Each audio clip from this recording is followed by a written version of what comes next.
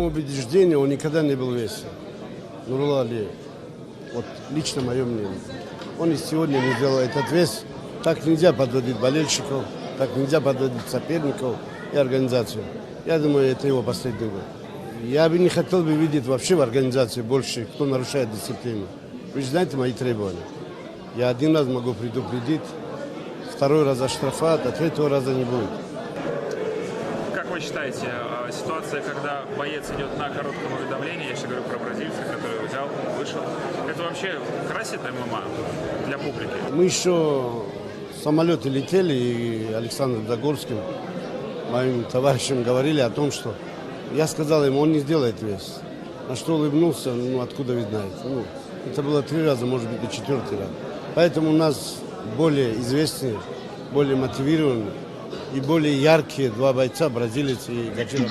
Сашеройнар, биохот монскиора дасгири мекинем, хаме хабиби акшам, хаме задем куфтем ламба даракс кадем, рахмат монагуф, миза своих. Салам алейкум! Habib салам алейкум! Habib салам алейкум!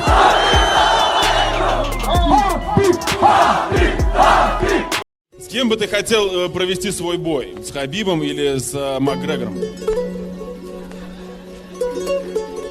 Хотел бы с Макгрегором задушить его так же, как Хабиб. Да, и Нуруллу, тебе аналогичный вопрос.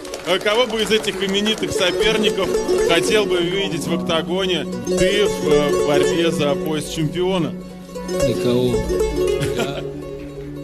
Они оба достойны первый номера мира. Мы еще не до такого уровня, чтобы там считались соперниками. Поддержим.